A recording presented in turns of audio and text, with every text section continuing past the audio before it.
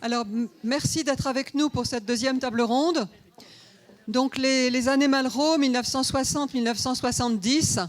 Avant de donner la parole à nos intervenantes, permettez-moi d'évoquer un souvenir personnel. En 1966, comme un certain nombre d'entre vous le savent déjà, j'étais au lycée de jeunes filles d'Amiens, et j'avais un professeur de français extraordinaire, passionné de théâtre. Et du coup, j'étais dans le conseil d'administration de la Maison de la Culture, qui a été inaugurée par André Malraux le 19 mars 1966. Donc je me souviens très bien de Macbeth, enfin la pièce qui a été donnée on était passé directement des Galas-Carcinti avec les décors qui nous tombaient dessus dans une salle de cinéma miteuse, à la Maison de la Culture d'Amiens qui venait d'être créée avec les sorcières qui passaient en ombre derrière et les bruits. Le discours, je m'en souviens moins bien, alors je l'ai relu et je voudrais vous livrer quelques éléments qui remontent donc non seulement aux années Malraux, mais à André Malraux lui-même. Premièrement, la grande différence entre la culture et les loisirs. Si la culture existe, dit-il, ce n'est pas du tout pour que les gens s'amusent. Les loisirs ne sont qu'un entracte. Donc ça, c'était le premier point. Comme je préside à l'Académie des technologies un pôle culture-loisirs, je vais leur dire que c'est malvenu. Et puis, deuxièmement, grande différence, là, Dominique Poulot sera peut-être pas d'accord, et puis vous non plus, Julie, entre l'université et les musées ou la culture. Donc, l'université est là pour enseigner, nous sommes là pour enseigner à aimer. Et donc, un certain nombre de professeurs, je me souviens, qui étaient aussi dans ce lycée de jeunes filles, professeur de philosophie, avait dit « L'université ne commande peut-être pas l'amour, mais elle affine et permet l'attention ». Donc, c'est un autre point. Et puis la troisième chose par rapport à ce qu'on a dit sur la province, alors attendez, il faut que je retrouve la citation. Ah oui, sur les jeunes. Donc là aussi, et Malraux avait été très applaudi, parce que je l'ai réécouté dans les séquences INA qui enregistrent, etc. Je voudrais, dit-il, ajouter un mot à propos de la jeunesse. Dieu sait si je pense que les maisons de la culture doivent aider la jeunesse, mais en même temps, je voudrais qu'il faut bien entendu que les maisons des jeunes sont là pour la jeunesse et que les maisons de la culture sont là pour tout le monde. Nous sommes là pour vous tous, la maison de la culture, c'est vous. Et j'espère qu'avec vous, avant 10 ans, ce mot hideux de province sera cessé d'exister en France. Bon, alors j'ai fait le lien avec ce qu'on a dit ce matin sur les musées dits de province. Et du coup, je passe directement la parole à Daniel Giraudy, puis à Sylvie Girardet sur les musées pour les jeunes tout de même, en tout cas pas uniquement peut-être pour les enfants ou pour tous, enfin bref. Et la deuxième séquence sera un petit peu différente avec Julie et Elisabeth sur les grandes expositions et la médiation. Alors Daniel Giraudy d'abord. Bon, Daniel, je suis très impressionné par ton aspect de pionnière, littéralement, dans tout ce domaine. Bon, tu es conservateur général du patrimoine, comme c'est écrit sur le tableau, mais surtout pour moi, tu es vraiment celle qui a... Enfin, je ne peux pas me tromper en disant que tu as peut-être fait le premier musée pour enfants en France en 1968 et en province, puisque c'était à Marseille. En 67. Ah, 67. Bon, alors... Bon, donc en tout cas, tu es revenu d'ailleurs beaucoup plus tard à Marseille en tant que directeur des musées de Marseille. Entre-temps, tu avais créé l'atelier des enfants au Centre Pompidou, dirigé le musée Picasso d'Antibes, travaillé aux arts décoratifs qu'à Mondo Publicité, travaillé au laboratoire de recherche des musées de France. Bref, nous nous sommes connus à ICOM, France, où j'avais le plaisir de travailler avec toi. Et puis je me souviens du prix que tu avais reçu pour l'exposition Les Mains Regardent, qui était une magnifique exposition au Centre Pompidou. Alors par rapport à notre tableau, non, c'était en 1975, donc un petit peu plus tard. Mais néanmoins, donc, je te cède tout de suite la parole pour présenter toute cette première période des musées dits pour enfants, mais peut-être pas uniquement. Merci de ce que tu as dit. Merci de fêter ce centenaire ensemble. Et je vous vois pas du tout, je ne vous vois pas. Mais j'ai noté tout à l'heure que j'étais de la même 1940, la même année que Jean Clair, sauf que ce serait plutôt bien-être dans les musées, en ce qui me concerne, parce que c'était un lieu formidablement libre, ouvert, facile. Et le fait d'avoir passé en même temps le diplôme de l'école du Louvre et celui de l'école des Beaux-Arts me donnait envie de mélanger un peu ces deux approches, celle de l'historien et celle du praticien, et cette éducation de la sensibilité qui se passe dans une école d'art quand on y passe de longues années. Et il me semble qu'elle est très facile à faire entrer dans des enfants plus jeunes que ceux qu'on recevait d'habitude dans les musées, c'est-à-dire à l'époque où ils apprennent à lire et à écrire. Mais quand j'ai été tout de suite dans les associations de conservateurs et puis à l'ICOM, ça a été l'occasion des voyages, l'occasion des rencontres. Et si j'essaye de dire en 10 minutes, c'est 40 ans de découverte, pour ne pas bousiller le train de ma copine, je vais vous piocher des choses qui m'ont impressionnée.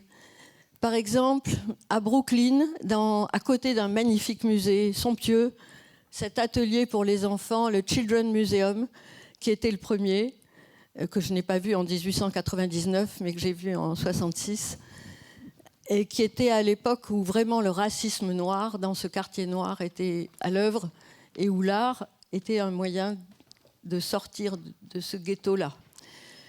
À Jérusalem, une merveilleuse Ayala faisait en même temps, dans le musée d'Israël, des ateliers pour les enfants palestiniens et israéliens ensemble. À Mexico, dans les bidonvilles, un bidonville à Mexico, c'est 1 million d'habitants, qu'on appelle paracaidores, les parachutistes qui arrivent de la campagne. On inventait la Casa del Museo. Les enfants arrivaient avec leurs trésors. Ils choisissaient ce qu'ils avaient de très beau dans leur maison. Pardon, ça c'est les museos escolares, les musées d'école.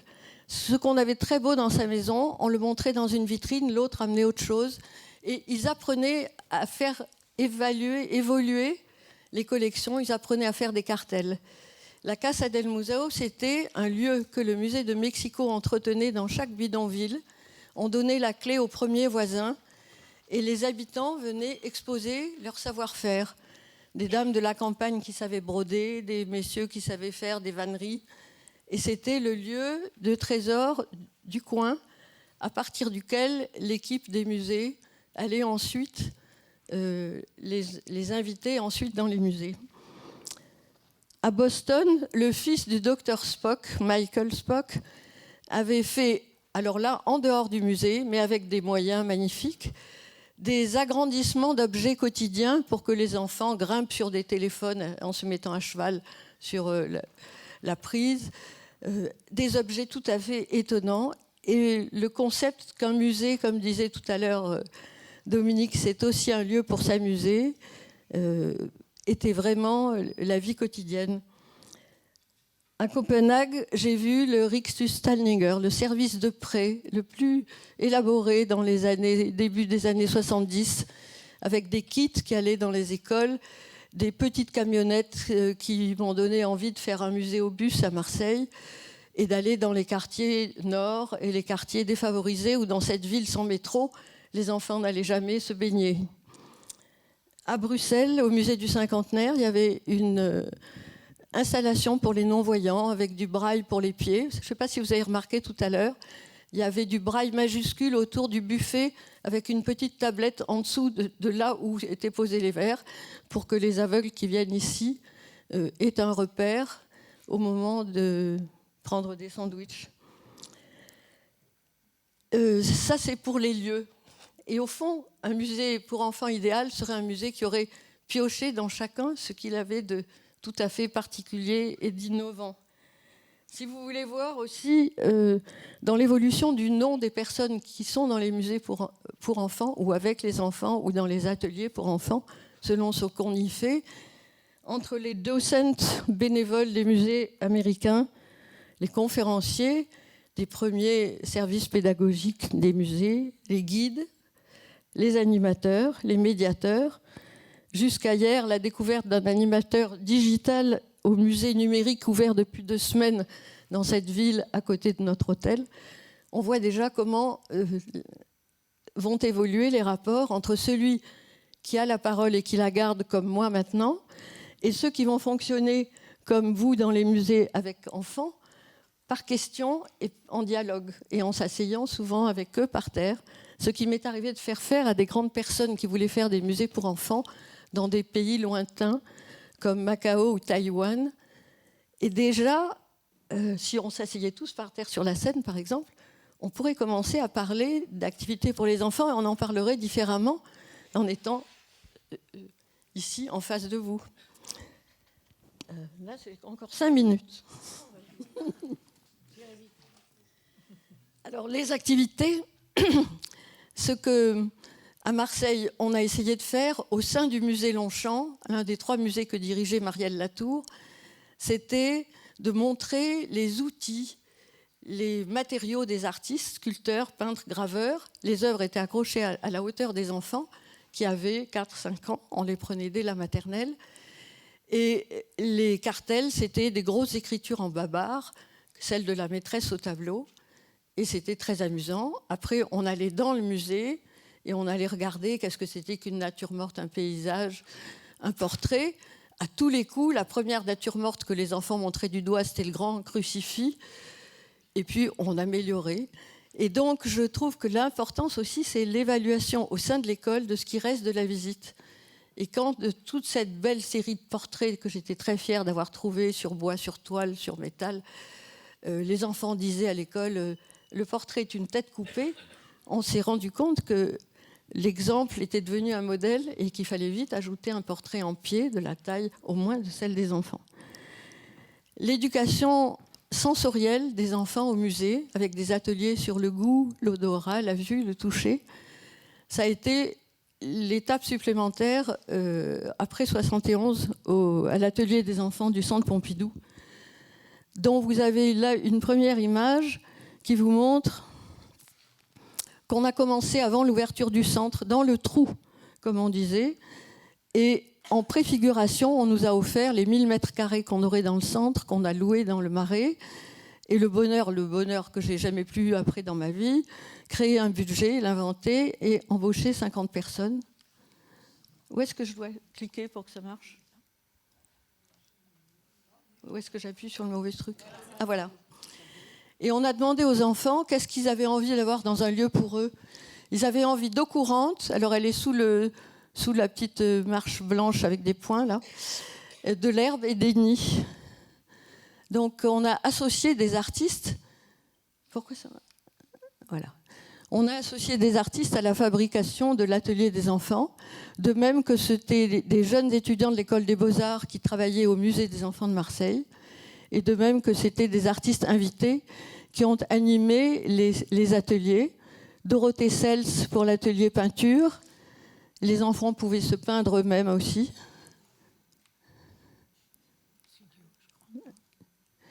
Des musiciens comme Don et Moki Chéri et Nana Vasconcelos. Eagle Eye, le petit garçon au milieu, est maintenant un grand musicien à son tour. Je ne sais pas si je dois cliquer là-dessus. Si on n'a pas beaucoup de moyens, on peut faire beaucoup d'autres choses avec des tout petits moyens. Et notamment, vous pouvez commencer à travailler avec des médailles, des empreintes. La Christian Astuc-Vieille, qui avait l'atelier sur le toucher, a caché dans une chaussette un tout petit rouleau à pâtisserie et on doit reproduire un objet qu'on ne voit pas. Le résultat est absolument catastrophique avec les conservateurs et les instituteurs que nous prenions aussi en formation. Là, c'est Anne Poirier qui est en train de faire avec les enfants des maisons. On invente. Donc, apprendre à inventer, ça me paraît très important. Pour la vie en société aussi, pour la tolérance. Inventer beaucoup, ça vous prépare aussi à aller ensuite découvrir ce que font les artistes et ce qu'ils voulaient dire dans un langage qu'ils inventent. Anne Poirier partage la semaine prochaine avec Jean Clair l'entrée à l'Académie française, pour vous dire que, comment vous l'aviez appelé tout à l'heure, la canaille. La canaille se fait glorifier parfois. J'ai du mal avec le truc. Alors l'atelier goût de Dorothée Sels, vous avez des poches à douille, du sucre coloré, et vous faites de grands paysages et vous les mangez à la fin, ça marche. Et c'est très joli. Je dépasse là, non ? Alors avec Christian Lenoir, des séries d'odeurs et de goûts peuvent, les yeux bandés, faire des jeux tout à fait intéressants. Je l'ai testé dans un stage avec les énarques. Je peux dire qu'ils ont peu d'odorat et peu de goût. Et là, c'était un jardin d'odeurs avec des étiquettes en braille que j'ai copié sur un musée, sur le jardin à côté du musée de Brooklyn, qu'on avait fait sur le musée Picasso d'Antibes. Et là, une des animations avec des plantes odorantes, du romarin, du thym et autre chose. Et les yeux bandés, on peut aussi les mélanger avec des enfants non-voyants. Et je crois que l'accueil des handicapés est tout à fait essentiel. Et aussi le mélange avec des enfants qui ne le sont pas. Et là, je voulais citer, pour mémoire, le travail magnifique que fait le Palais de la Découverte, où la cellule pour handicapés qui les accueille comporte 4 personnes qui ont les 4 handicaps, pas à la fois, mais chacun, et qui sont particulièrement bien placés pour s'adapter à la demande. Ce qui m'embrouille, c'est le délai. Alors là, c'est pas tout à fait dans le bon ordre, c'est pas grave. Quand les enfants peignent ce qu'ils veulent, on peut choisir après n'importe quel petit détail, juste le prétexte pour agrandir une image qu'on ne connaît pas et qui ne représente rien, mais à partir de laquelle on va partir dans un autre monde. Et alors se fabrique un vocabulaire de signes, et puis des labyrinthes. Après, on peut aller chez du buffet, ça marche très bien. Maglione dirigeait aussi un atelier où on allait piocher les résidus des boutiques qui fabriquaient du prêt-à-porter dans le Marais. Des sacs en papier dont on coiffe les enfants si on ne peut pas mettre d'eau dans les musées ou dans une salle d'exposition. Et voilà l'expo Les Mains Regardent, voilà un kit. Je crois que c'est celui du musée d'Antibes. Et puis, Georges-Henri, cher Georges-Henri, et voilà un petit résultat qui nous sert de longue vue pour attraper les nuages, à l'époque où le métavers m'inquiète beaucoup pour les musées, notamment celui de Doha, qui travaille uniquement avec les 3D, et l'immatériel, mais ce n'est pas l'immatériel classé au patrimoine des musées, c'est un immatériel qui m'inquiète beaucoup. Merci. Merci.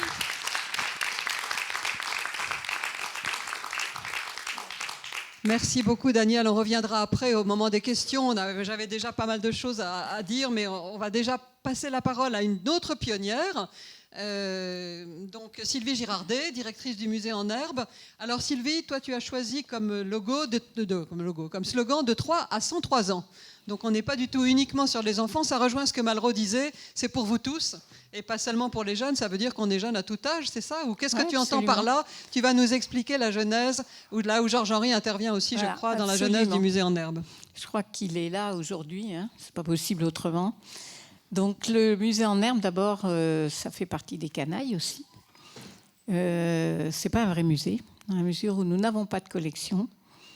Il est né quand nous étions trois étudiantes, donc Claire Merleau-Ponty, qui devait venir aujourd'hui puis qui n'est pas très en forme, et nous suivions les cours de muséologie de Georges-Henri Rivière, avec beaucoup de débats, comme c'était à cette époque, bien sûr. Et l'idée nous est venue de créer un espace qui serait un marchepied vers les musées, et donc sans collection. Donc nous ne sommes pas du tout un anti-musée, mais un pro-musée, un pré-musée, disons.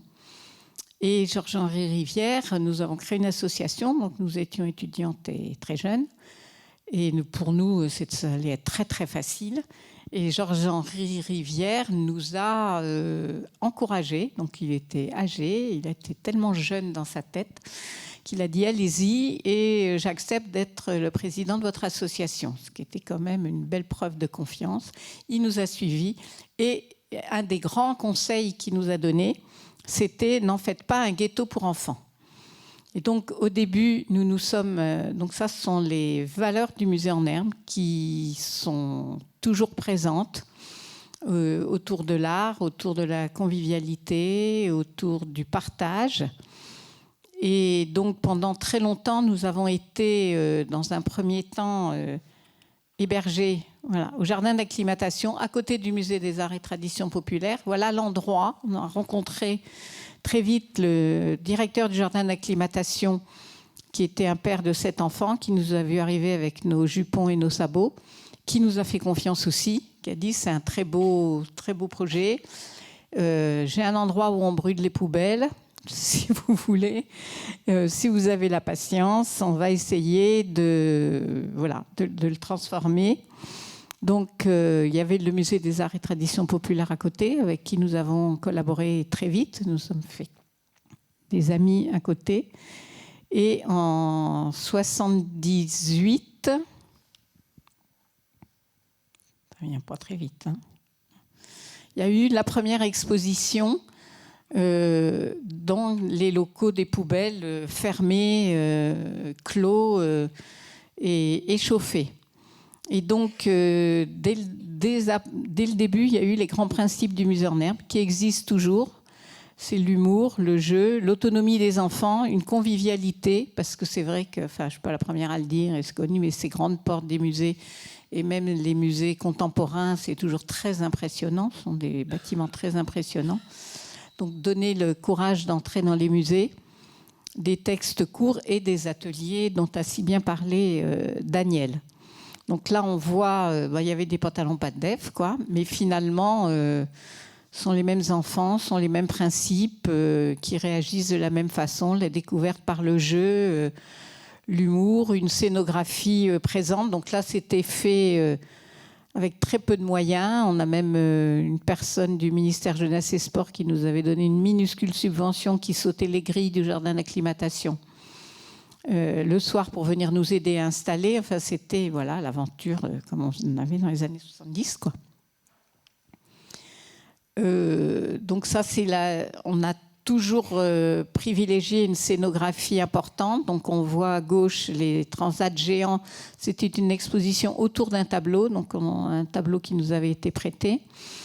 Et donc c'était observer le tableau avant, puis après on entrait dans chaque détail. Les images de droite, c'est sur la Tour Eiffel, où on entrait avec cette porte qui s'ouvrait comme dans l'ascenseur de la Tour Eiffel. Donc nous étions... donc ça, c'est l'intervention d'artistes dès le départ aussi, avec en haut à gauche Irène Laxine, qui était une peintre abstraite, très gestuelle, où les enfants devenaient, s'identifier au tableau. Il y a beaucoup d'identifications, avec chacun la couleur, avec un masque blanc pour oublier qu'ils étaient des humains. Et puis à droite, c'est une exposition qu'on avait fait sur Tintin avec Bob Demore, qui était venu rectifier les fresques qu'avaient fait les étudiants des Beaux-Arts en partant des œuvres de Tintin. Ensuite, il y a eu donc, on s'est posé des questions. Donc, on était installé au jardin d'acclimatation, qui pouvait paraître un lieu idéal. On était à côté du musée des arts et traditions populaires. Il y avait un théâtre, on était dans la verdure, il y avait des animaux. C'était formidable. Sauf que finalement, à l'usage, on s'aperçoit que les enfants, ils vont au jardin, les parents les emmènent pour qu'ils soient au jardin, pas pour qu'ils aillent dans un musée. Donc, il y avait des manèges. Donc, il y a quand même une concurrence un peu déloyale entre les manèges et des expositions aussi ludiques soient-elles. Et puis, on avait toujours cette envie de faire venir également les familles, de faire des expositions pour les adultes et pour les enfants. Et au jardin d'acclimatation, c'est un jardin pour les tout-petits.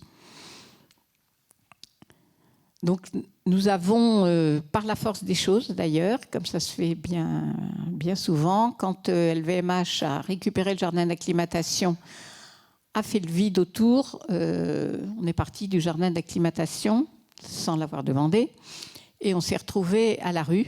Et ce qui est toujours finalement ce genre d'expérience assez positif, nous avons trouvé un lieu dans Paris, au cœur de Paris, où enfin on a pu d'abord avoir un public, public de la ville, et accueillir des œuvres originales, ce qu'on ne pouvait pas faire au jardin d'acclimatation, ou très peu, sauf il fallait des énormes. Niki de Saint-Phal nous avait prêté des grosses sculptures parce que les conditions de sécurité n'étaient pas du tout assurées. Les gens passaient les grilles du jardin la nuit pour s'amuser.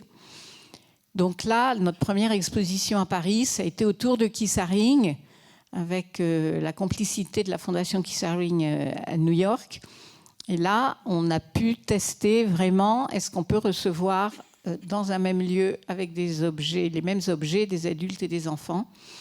Donc il y a eu quelques concessions faites dans les deux sens, à savoir qu'il y avait des vitrines, donc pour les enfants, mais il y avait quand même à chaque fois des manipulations pour qu'ils puissent toucher.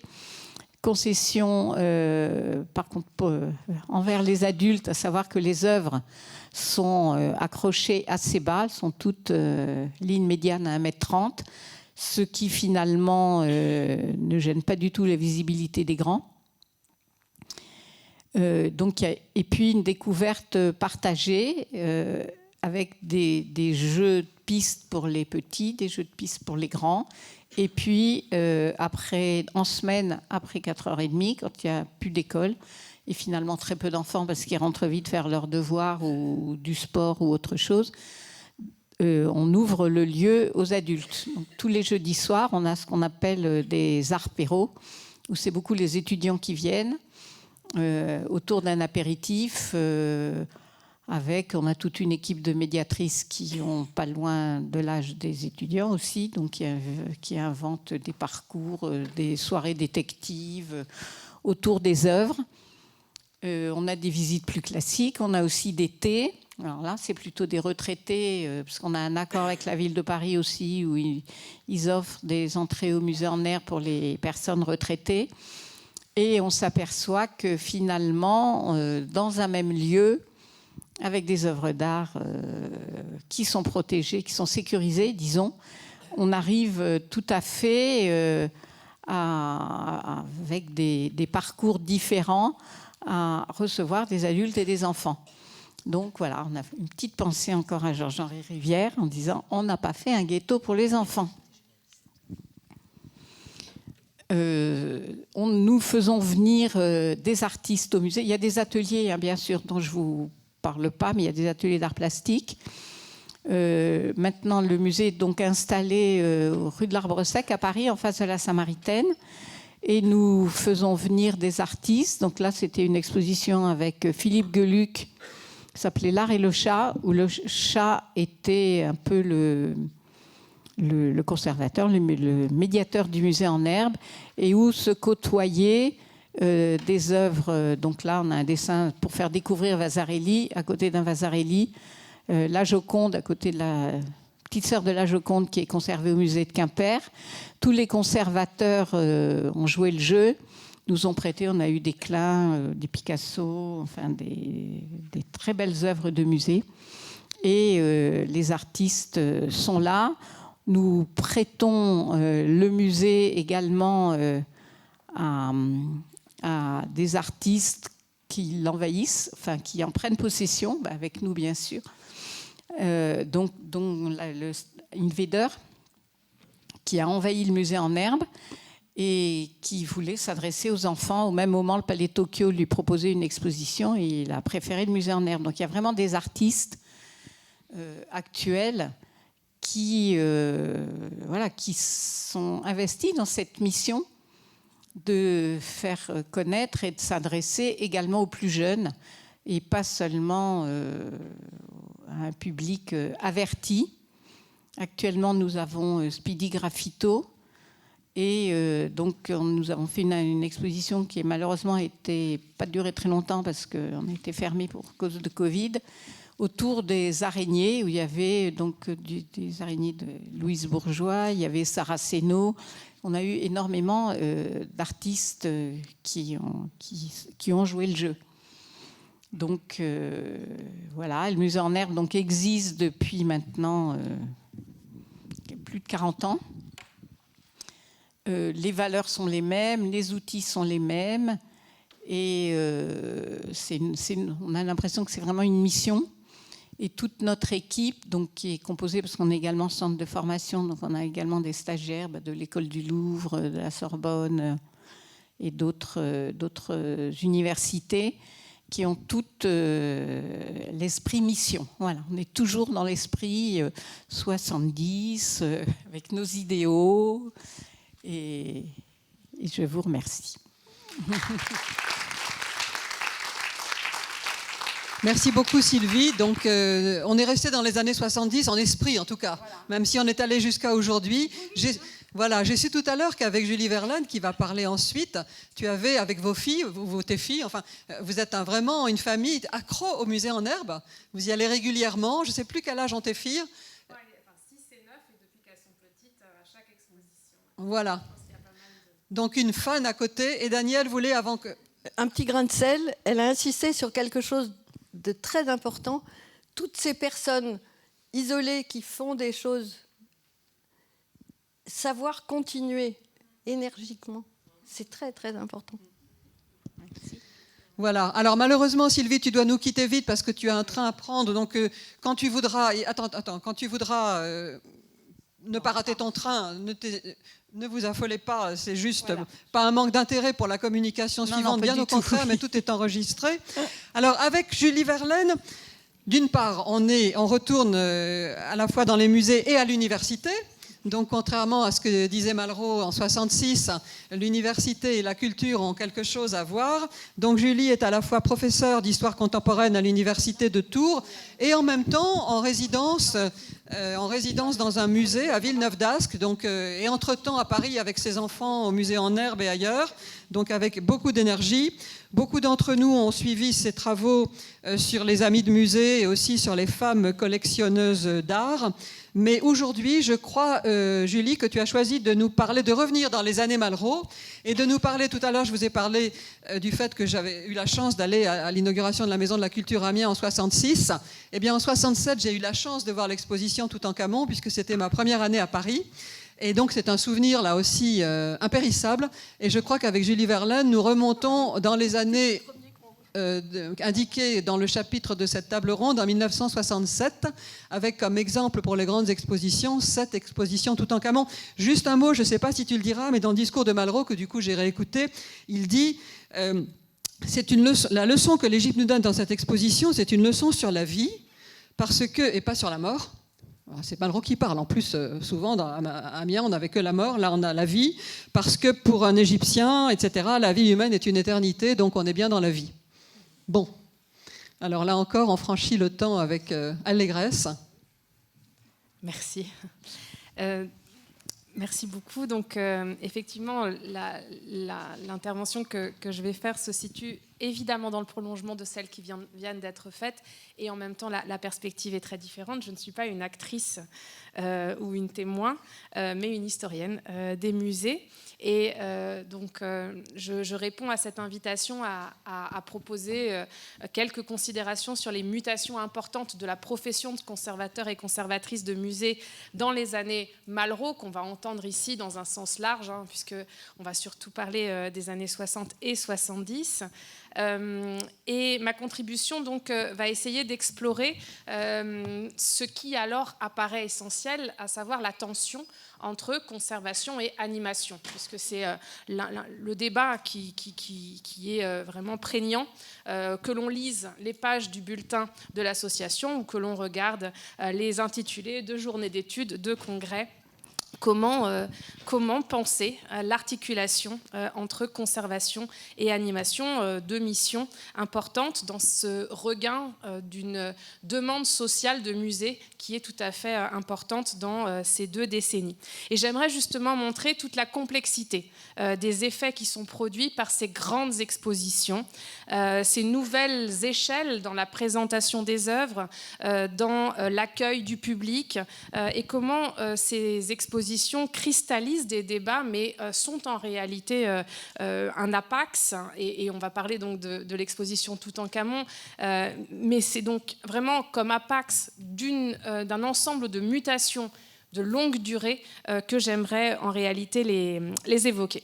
Donc l'exemple que j'ai choisi d'évoquer ici, c'est celui de l'exposition, une des premières, une des plus emblématiques dans la mémoire collective, et plusieurs personnes depuis ce matin m'ont confié avoir visité cette exposition, ce qui me réjouit.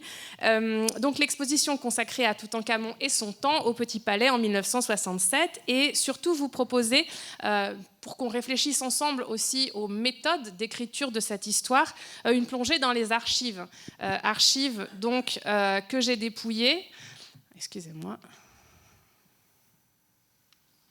Peut-être qu'il y a... Tu crois ? Ouais. c'est un grand temps. Donc, et archives que j'ai dépouillées aux Archives nationales, au Petit Palais. Vous voyez ici plusieurs cartons qui sont finalement, qui révèlent beaucoup de choses qu'on ne connaît pas sur cette exposition qui pourtant a l'air très connue, ultra connue. Et justement, ce que révèlent les archives, quand on les reprend à nouveau frais, c'est le quotidien des conservatrices. Ce sont essentiellement des femmes. Et tous les bouleversements qu'une telle exposition a introduit dans leur métier au quotidien et à plus long terme. Alors, il y a 3 aspects que je voudrais évoquer très vite, dans le temps qui m'est imparti, qui, me semble-t-il, caractérisent justement ces mutations essentielles auxquelles sont confrontés les conservatrices et les conservateurs de musées dans les années 60-70. Premièrement, l'événementialisation de leur activité, la massification et la médiatisation. Et je vais vous montrer beaucoup d'archives, beaucoup d'images, parce qu'elles sont souvent assez remarquable, je trouve. Alors, cette événementialisation de la vie du musée, elle saute aux yeux quand on se plonge dans les archives privées des conservatrices qui se sont occupées plusieurs années à l'avance de la programmation de cette exposition. Ici, les carnets de Christiane Desroches-Noblecourt, qui sont conservés aux Archives nationales et qui sont absolument fascinants.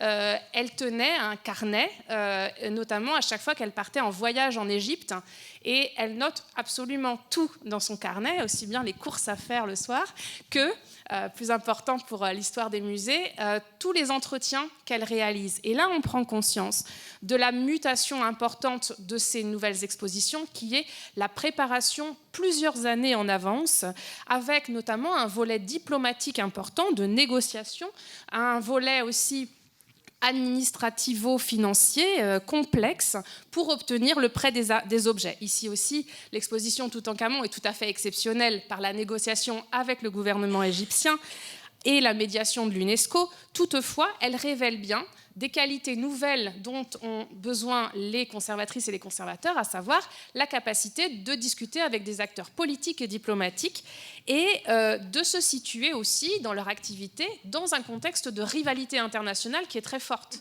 Et ici, on trouve des témoignages assez éclairants sur la rivalité entre les musées français et la direction des musées de France et les musées américains. Il s'agit clairement de faire mieux que les musées nord-américains qui ont eu des belles pièces de Toutankhamon entre 1961 et 1966. Il faut avoir les meilleures pièces, le Masque d'Or et d'autres. Et c'est ce pourquoi Christiane Desroches-Noblecourt se bat pendant 7 ou 8 années avant l'inauguration de cette exposition. Donc ça révèle, ces archives, un travail en coulisses plusieurs années auparavant.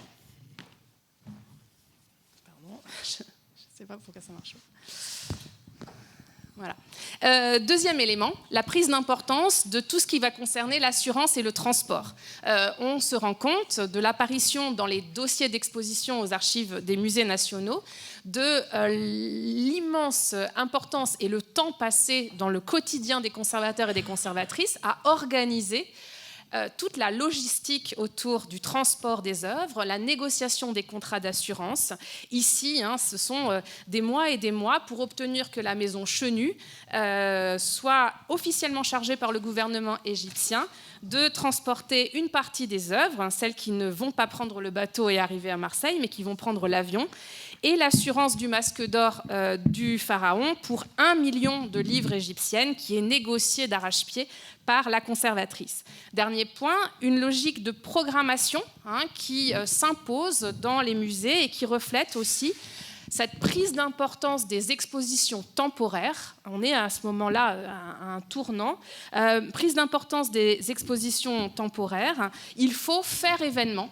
Il faut proposer du neuf. Il faut conjuguer aussi, ça c'est un grand souci qu'on trouve très nettement dans les archives, la valorisation des progrès scientifiques. Et Christiane Desroches-Noblecourt veut valoriser les trouvailles qu'elle a faites lors de ses années d'études au Centre de recherche du Caire.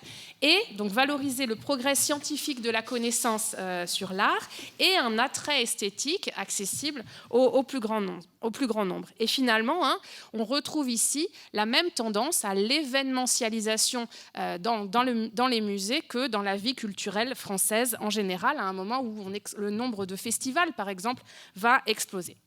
Deuxième phénomène, donc voilà, je passe rapidement sur les budgets parce que voilà, vous avez tous conscience de cela. Deuxième phénomène, la massification. Là aussi, c'est quelque chose que découvrent les conservatrices qui vont se charger de l'organisation de cette exposition. Elles le découvrent bien en amont, puisque c'est Jacques Jaujard qui va trancher en faveur du lieu. Au départ, cette exposition, Toutankhamon, elle devait avoir lieu au Musée des Arts Décoratifs. Sauf que le Musée des Arts Décoratifs a été jugé inapte à accueillir une aussi grande quantité de personnes en même temps et à accueillir donc un flux de visiteurs. Cette notion-là de flux de visiteurs est absolument essentielle dans les mois qui précèdent l'exposition et c'est ce qui va l'emporter dans la décision de faire l'exposition au Petit Palais, qui a accueilli juste avant l'exposition Picasso, qui a déjà fait énormément de bruit en termes et un chiffre de fréquentation très important de 800 000 visiteurs. Donc il y a cette anticipation assez intéressante et très politique aussi du choix de l'exposition. Il y a également une forte demande qui s'exprime très vite et qui va placer les conservatrices devant un problème qui est la question de l'anticipation de cette masse de visiteurs. La direction des musées de France refuse de mettre en place quelque chose qui n'existe pas du tout, à savoir un système de réservation de billets à l'avance. Donc il faut que les personnes se présentent le matin dès 9h et quand ce sera leur tour d'entrée. Et donc, il y a dans les archives des papiers très intéressants, des notes de service sur la mise en place, qui sera effective beaucoup plus tard, d'un système de pré-réservation des entrées, oraux datés, etc. C'est assez intéressant. Surtout, ce qui va se passer, c'est un très fort besoin donc, de gestion des flux de visiteurs à l'intérieur du parcours d'exposition. Donc, on trouve notamment dans les archives de cette exposition toute une réflexion de la conservatrice sur son parcours et sur l'écoulement, la fluidité des visiteurs.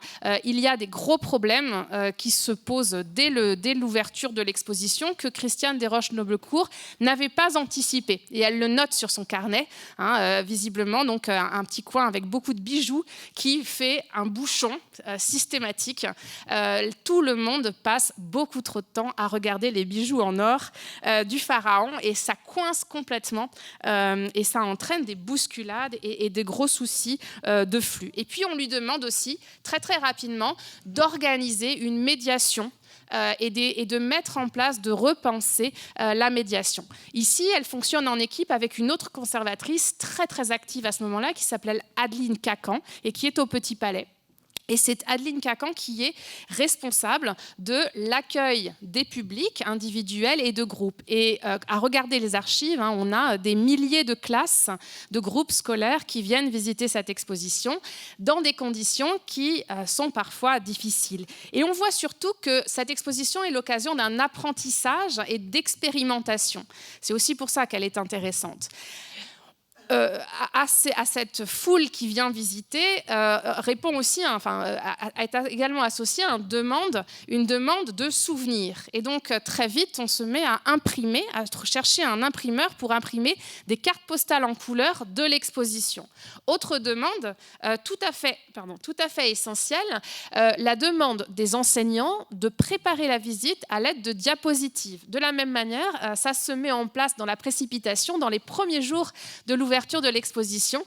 Christiane Desroches-Noblecourt aménage son texte du catalogue pour l'introduire donc dans un petit livret et surtout on fait des planches de diapositives à destination des enseignants des écoles. Et puis on demande aussi donc en autre souvenir, là ça marche plus. Autre souvenir, tout ce qui va être extra-muséal. Il y a des propositions qui arrivent aux conservatrices et qu'elles étudient avec un peu d'inquiétude parfois de réaliser des produits dérivés, ici des chocolats. Et finalement, ce sont aussi des choses qui vont être mises en place de façon un peu expérimentale lors de cette exposition et de toutes celles qui ont lieu à ce moment-là. Un stand de vente qui auparavant était essentiellement destiné à vendre la carte postale et le catalogue d'exposition et qui s'ouvre à des objets plus divers, notamment ici les boîtes de chocolat à l'effigie du célèbre petit pharaon. Autre élément tout à fait essentiel, le fait que les conservatrices très vite disent à leur service, donc la direction des musées de France, nous ne pouvons pas tout faire. Et donc, elles écrivent un nombre de lettres assez considérable qui pointent les tâches très multiples et très chronophages auxquelles elles sont finalement confrontées en tant que chefs de projet de cette exposition. Et elles demandent de l'aide et elles l'obtiennent. Elles obtiennent des secrétaires qui vont gérer tout ce qui est visite guidée, visite VIP, parce qu'il y en a beaucoup. Elles obtiennent également des personnels d'accueil et de surveillance beaucoup plus nombreux, et puis surtout des guides conférencières. Et donc là, on voit se mettre en place concrètement, dans l'urgence, une équipe autour des conservatrices, une équipe étoffée de professionnels avec différentes missions qui travaillent tous ensemble à la réussite de cette exposition. Le dernier élément, si ça peut bien passer, le dernier élément, c'est la très forte médiatisation de ces expositions. Et les conservatrices, qui sont donc les figures publiques de la programmation de ce petit palais à ce moment-là, vont être sollicitées par un nombre considérable de journalistes, de la presse, mais aussi de l'audiovisuel. Il s'agit de réaliser des reportages, de donner des entretiens. Et donc l'agenda de Christiane Desroches-Noblecourt, par exemple, est plein de rendez-vous divers et variés avec la presse. Et la direction des musées de France demande à ce que les journalistes soient très bien accueillis et traités. Alors, ce qui m'a intéressée dans tout ça, pour monter un peu en généralité, c'est l'articulation de toutes ces dimensions ensemble qui, me semble-t-il, entraîne une mutation du métier de conservateur qui devient un gestionnaire polyvalent d'un projet d'exposition qui l'occupe longtemps et qui se décline en de très multiples aspects. Et à ce titre, il est très intéressant de voir dans ces archives la correspondance professionnelle entre les conservatrices et leurs collègues. Elles reçoivent énormément de courriers, notamment de jeunes femmes qui se destinent au métier de conservatrice de musée. Elles leur répondent. Alors ça, c'est Christiane Desroches-Noblecourt qui dit « Conservateur, c'est un labeur dur, incessant, auquel il faut sacrifier une grande partie de sa vie personnelle. » Elle explique, et elle conclut tout de même certaines de ses lettres par cette formule qu'elle emploie tout le temps: engager le combat, les places sont rares. À des jeunes femmes, surtout en particulier des femmes et non pas des hommes. À des collègues français et étrangers qui leur demandent quand ils peuvent venir visiter l'exposition, elle leur explique qu'il faut venir le jour de fermeture officielle, qui n'est en fait pas du tout un jour de fermeture, mais un jour de réception des groupes un peu particuliers. Et c'est ainsi que l'association, j'y reviens, je boucle la boucle, c'est ainsi que l'association vient visiter l'exposition Toutankhamon le mardi, jour de fermeture au public, en fin de matinée à 11h30. C'est le meilleur moment, dit Adeline Cacan, car nous recevons alors des groupes privilégiés ce jour-là et le calme est absolu. Et c'est ça qui est intéressant pour avancer un petit peu sur les réceptions contrastées et mitigées de ces mutations, de ces grandes expositions. L'articulation entre une modernité de ces grandes expositions et l'ouverture, cette injonction de l'ouverture au public, et notamment au public scolaire qui vient donc dont on essaye d'organiser la venue, et en même temps un malaise de la part de ces conservatrices et de leurs collègues dès lors qu'elles viennent les voir. On a notamment un compte-rendu de la visite de Marie-Lucie Cornillot de Besançon qui vient à Paris pour discuter et visiter l'exposition. Elles s'écrivent ensuite sur le malaise ressenti face à leur métier. Et elles s'interrogent toutes les deux dans cette correspondance vraiment passionnante. Qu'est-ce qu'être un bon conservateur? Un conservateur de son temps. C'est préparer sur plusieurs années des expositions exceptionnelles. C'est présenter au grand public la recherche scientifique sur les œuvres. Mais c'est aussi répondre à cette demande croissante d'ouverture et de médiatisation de nos collections. Oui, résister. Alors elles sont plutôt dans... Voilà. Et c'est intéressant de voir que pendant toutes les années qui suivent, donc 68, 72, 75, l'association va organiser plusieurs journées d'études, tables rondes, qui justement reposent cette question-là, la question de l'ouverture au grand public, aux masses, on dit à l'époque, l'ouverture au jeune public et les évolutions que ne manquent pas de susciter ces mutations sur le métier de conservateur et conservatrice. Voilà, merci.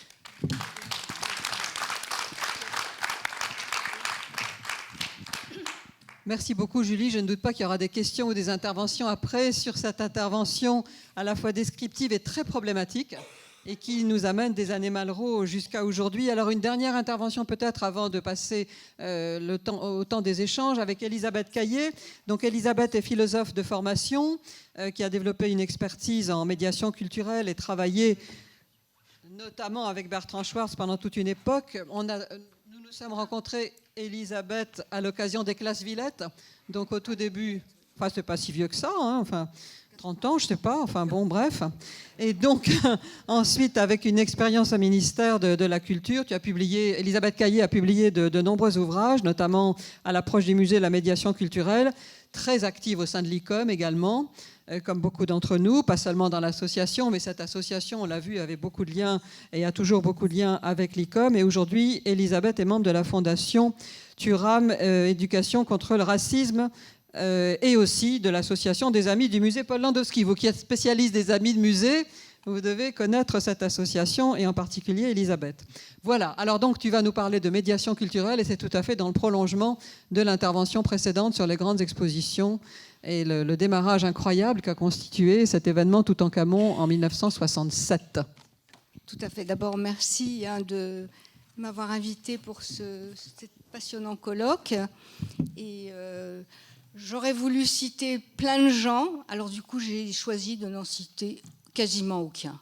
Parce que je voudrais simplement vous souligner que cette apparition, ce développement de la médiation culturelle et du souci du public est une opération qui a été longue d'abord, mais qui aussi a concerné énormément de personnes qui ont œuvré dans le même sens. Donc je crois que c'est très important de le souligner. Ce n'est pas quelque chose qui est né dans la tête de quelqu'un et qui s'est appliqué, mais c'est un mouvement de fond. Et c'est un petit peu ce mouvement de fond que je voudrais vous retracer très rapidement. Alors d'abord, bien évidemment, je suis philosophe, Dominique l'a dit, donc moi, quand j'ai réfléchi à tout ça, je me suis appuyée sur un certain nombre de travaux théoriques qui nourrissaient un petit peu toute cette atmosphère depuis les années 50, depuis l'après-guerre, dont on a parlé tout à l'heure, jusque dans les années 90, que je vais essayer de retracer très rapidement. Donc évidemment, la première idée, c'est que le public, le récepteur, est tout à fait important dans la façon dont l'œuvre se présente, et qu'il ne suffit pas de mettre une œuvre devant un public pour que quelque chose se passe, puisque en tout cas ce public est actif. Donc il y a les travaux qui ont été faits par l'école de Francfort et par l'école de Constance autour de la théorie de la réception. Et bien évidemment, il a été déjà cité plusieurs fois Bourdieu. Et puis, il y a la réflexion de quelqu'un comme Duchamp, mais nombreux sont les artistes qui y pensent, qui considèrent que le visiteur, le récepteur, est coproducteur de l'œuvre d'art. Alors, cela n'est pas uniquement le cas de l'œuvre d'art. C'est malheureusement, et c'est un peu ce qu'on a vu justement à la Villette, c'est aussi le cas pour un discours scientifique, c'est-à-dire qu'il y a une interprétation faite généralement d'ailleurs de préconceptions, de préjugés, et dont il faut tenir compte pour arriver à apporter quelque chose de différent. Alors ça, c'est un premier point. Voilà, alors on nous avait demandé de repartir de Malraux, donc je voudrais dire que, on en a déjà parlé, donc je ne vais pas revenir sur Malraux lui-même, mais il y a deux idées qui me paraissent essentielles et qui ont traversé, qui ont soutenu notre action. C'est l'idée qu'il fallait rendre accessibles les œuvres capitales de l'humanité, donc les rendre accessibles à tous. Donc il y a l'idée d'une action culturelle, d'une action pour tous les publics, vous en avez parlé à l'instant. Et puis il y a aussi quand même cette idée que je crois très anti-malrussienne, qui est que justement on ne comprend pas une œuvre immédiatement. L'immédiateté n'existe pas dans la réception du public. On l'a bien montré dans les musées pour les jeunes. Il y a des animateurs, il y a des ateliers, il y a des explications, il y a des mises en situation, il y a une organisation, il y a des parcours, et donc rien n'est immédiat. Et donc Malraux, qui lui, finalement, grâce et à travers sa politique d'aménagement culturel du territoire, pensait qu'il suffisait de présenter les œuvres à des publics pour que ça fonctionne, on s'est élevé contre ça. On a dit non, c'est pas vrai, ça ne suffit pas du tout. C'est-à-dire, c'est très très bien d'avoir développé la possibilité pour tous les publics de rencontrer des œuvres d'art ou de sciences ou de culture en général, mais ça ne suffit pas. Donc c'est ce point-là qui, je pense, est important pour nous et nous a guidés dans la réflexion sur ce qui est devenu progressivement la médiation culturelle. Alors cette médiation culturelle, elle a été, je m'excuse, voilà, elle a été également confortée par un autre mouvement qui n'est pas spécifique au monde de la culture, mais que j'appelle l'éducation informelle. On a fait référence à la formation continue pour la formation des conservateurs tout à l'heure. Rappelons-nous que jusqu'à la loi de 71, il n'y avait pas de formation continue. Et rappelons-nous également que cette loi, elle s'appelait formation continue et éducation permanente. On a bien oublié le thème de l'éducation permanente, et c'était pour considérer que chacun d'entre nous, nous avions le droit d'apprendre tout au long de notre vie et de faire quelque chose qui n'était pas forcément lié à notre travail. Et ça, c'est très important. Donc pour moi, pour nous, quand nous avons travaillé sur la médiation culturelle, il apparaissait important qu'on puisse proposer des accès au musée qui, en fait, appartiendrait à ce qu'on peut, je propose ici de reprendre comme formule, à l'éducation informelle. Donc évidemment, tout cela était issu des grands événements qui s'étaient déroulés autour de 68, où on avait beaucoup travaillé dans de multiples groupes de travail sur tous ces problèmes-là. Et là, ce sont les deux seules personnes que je voudrais vraiment citer, à part Henri Rivière, auquel je reviendrai, qui sont donc Jacques Delors, qui est celui qui a promu la loi sur la formation continue, sous l'influence de Bertrand Schwartz, avec qui j'ai eu le grand plaisir de travailler. Et je voudrais dire que la médiation culturelle telle que nous l'avons inventée au ministère de la Culture est tributaire de tout ce qui avait été mis en place par l'éducation populaire, et qu'il y a des associations qui avaient commencé à travailler sur ce versant-là, et en particulier une petite association qui s'appelait Expo Média et qui était issue de cette organisation d'éducation populaire qui s'appelle Peuple et Culture, et qui a eu une très grande importance, en particulier dans le développement du cinéma.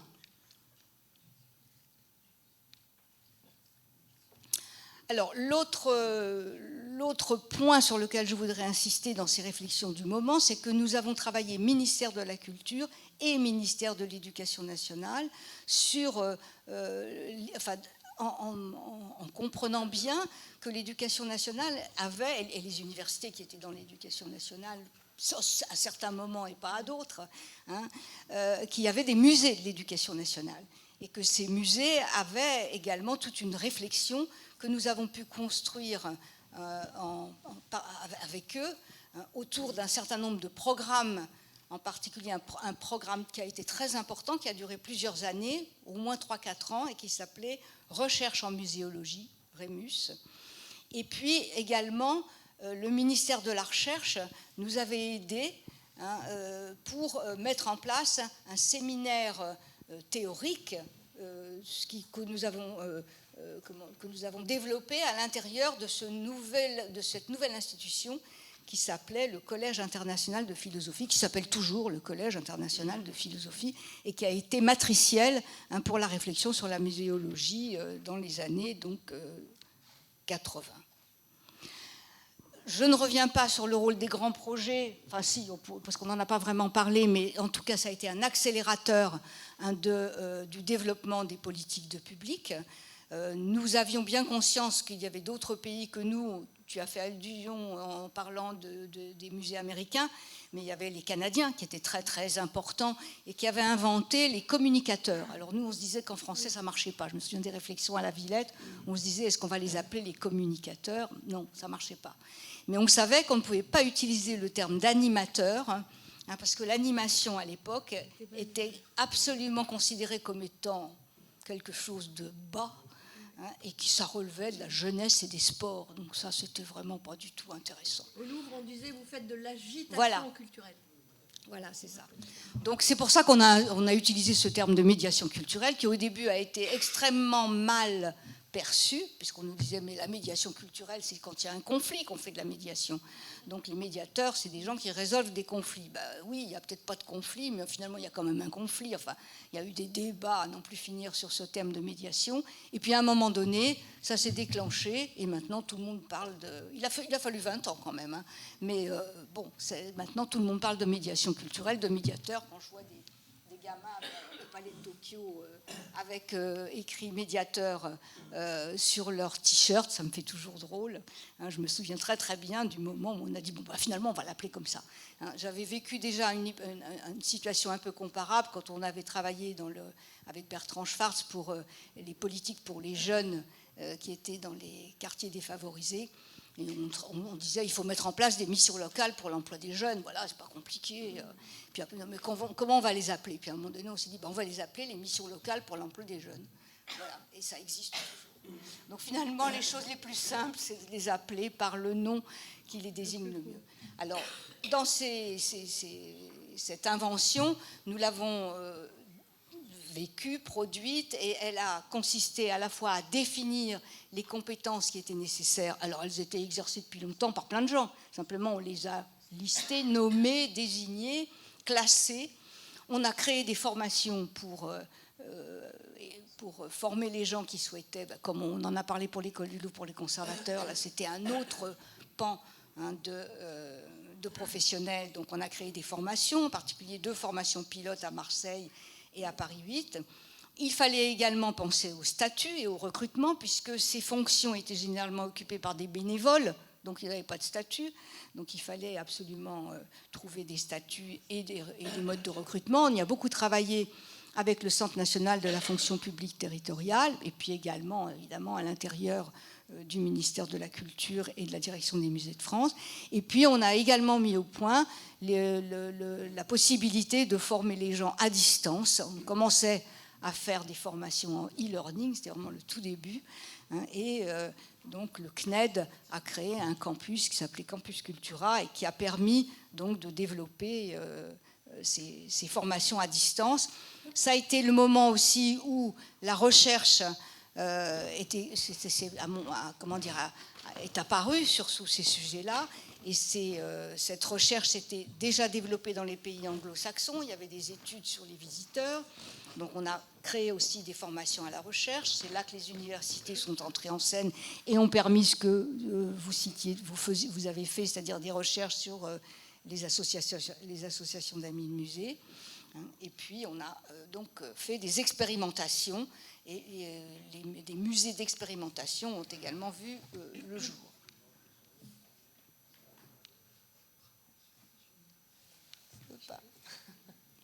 Voilà. Alors, pour moi, je voudrais terminer là-dessus. Je vois des évolutions sur lesquelles je m'interroge. Une première évolution qui est un certain recouvrement entre communication et médiation. Moi, ça a été une de mes grandes déceptions. Quand j'ai vu qu'une quantité de formation à la communication s'était rebadigeonnée formation à la médiation. Ça, j'ai trouvé que c'était grave, puisque ce qui nous paraissait important quand on avait créé ce terme de médiation, c'était qu'il fallait... C'était pas de la communication, justement. C'était vraiment une double compétence qui devait exister, à la fois sur les contenus et sur les relations avec les publics. Ce que je vois également, c'est la montée en puissance de tout ce qui est le numérique. Et là, je m'interroge, parce que nous l'avons dit, souvent les métiers des musées sont des métiers qui sont occupés par des femmes. Et aujourd'hui, nous voyons que le fait de numériser tout ça fait venir des hommes, alors c'est peut-être intéressant, mais il y a une masculinisation qui hein, je m'interroge. Non, je ne sais pas si c'est inquiétant, mais je m'interroge. Voilà. Je me pose la question aussi de qui dirige les musées. On a vu souvent que, alors c'était d'abord souvent des gens qui étaient compétents sur le contenu des collections de musées, mais on a vu arriver toute la vague des énarques, des administrateurs, c'est-à-dire des gens qui s'occupaient de gestion. Si on dit qu'il y a 3 pieds dans les musées, il y a les collections, les gestionnaires, et puis les gens qui s'occupent des publics et du développement des publics. Je ne connais pas de musée qui soit dirigé par quelqu'un qui fait du développement des publics. C'est toujours des postes qui restent en dessous des autres. Et puis, je m'interroge donc sur les faux musées. On en a évoqué tout à l'heure, comme ceux qui utilisent des copies numériques et qui les projettent sur des surfaces comme le fait l'Atelier des Lumières, par exemple, comme on peut le voir au Beau de Province, la Joconde immersive, voilà. Il y a un très bon article dans le Canard enchaîné d'aujourd'hui sur ce sujet, je vous recommande de le lire, mais moi je trouve que c'est extrêmement dangereux, et donc je voulais simplement terminer mon intervention en vous disant que moi je crois à la médiation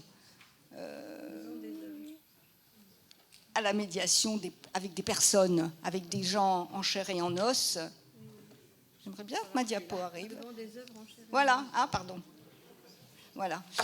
Et cette médiation en présence, pour moi, il y a un pôle qui est le Palais de Tokyo, avec tous ces jeunes médiateurs qui sont là, qui interpellent le public, qui sont tout à fait intéressants.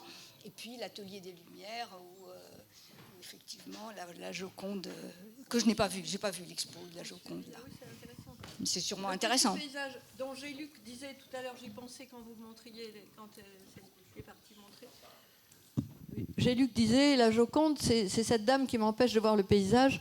Et ce petit paysage qui est derrière, dans la Joconde immersive proposée par le Grand Palais Immersif à Marseille, ce petit paysage faisait 6 mètres de haut.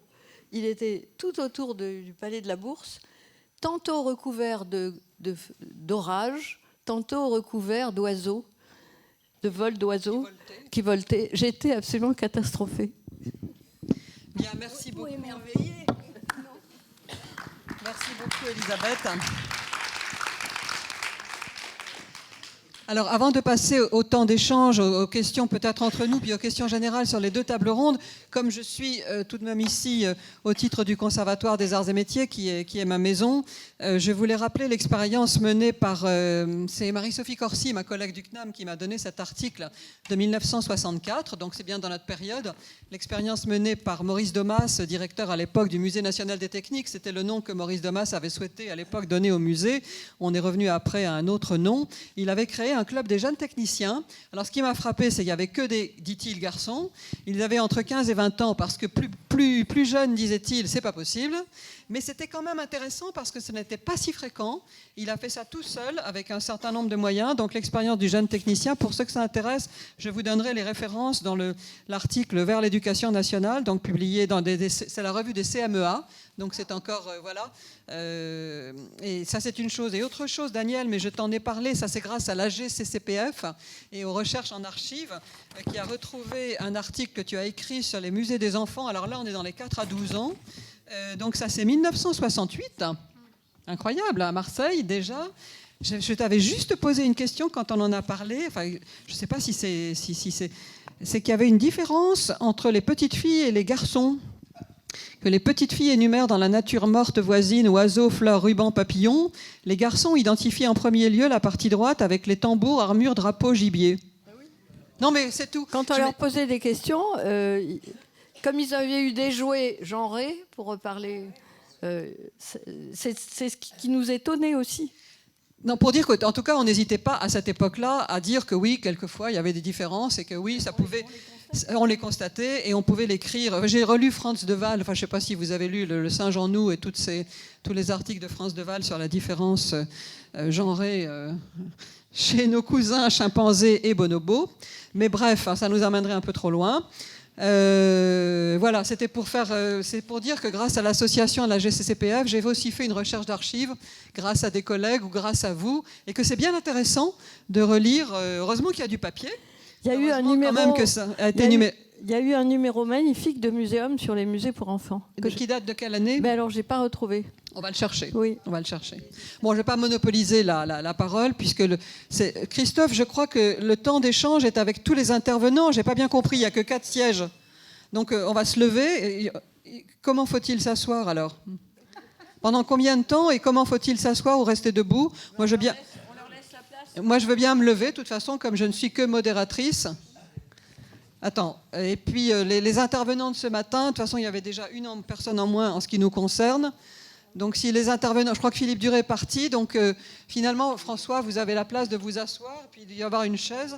Attends, je vais enlever mon sac. Pendant ce moment de chaise musicale, Voilà. j'ajoute un petit métier à ce qu'a dit Julie.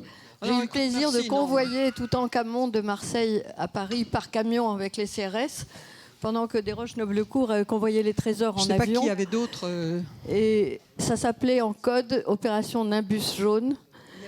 On ouvrait des enveloppes mystérieuses qu'on me remettait à chaque étape, très mystérieuse, à une époque où il n'y avait pas d'autoroute entre Marseille et Paris, pour savoir quelle allait être l'étape secrète suivante.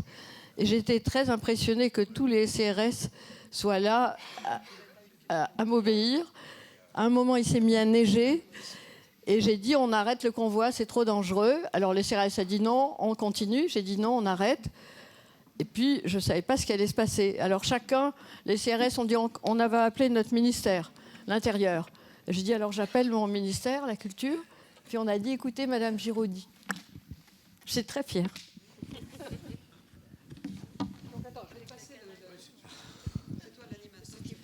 Oui. Bah écoutez, voilà, on va ouvrir un petit peu les questions. On a 20 minutes à peu près, je crois. Donc, est-ce que quelqu'un a une question à poser, une première? Moi, j'ai au moins une chose à vous dire. Et c'est un souvenir personnel. Et décidément, aujourd'hui, ça ne me rajeunit pas parce que j'ai bien connu Georges-Henri Rivière aussi. On en a parlé beaucoup aujourd'hui. Et j'ai été l'un des jeunes spectateurs de l'exposition Toutankhamon. Et je vais vous faire une confidence, parce que je crois que cette visite, donc j'étais jeune, m'a marqué à vie. Et si j'ai fait ce métier-là, c'est peut-être grâce à cette exposition. Vous voyez, c'est intéressant, hein, de penser aussi au choc que peut produire sur un enfant la visite d'un musée ou d'une grande exposition. Ben, alors attendez, c'était en quelle année? 67. Ben, vous voulez avoir mon âge? C'est ça, hein. Je suis né en 54. Voilà, j'étais un petit... Ben, oui, si on veut. Donc voilà, mais ça m'avait énormément marqué. Voilà.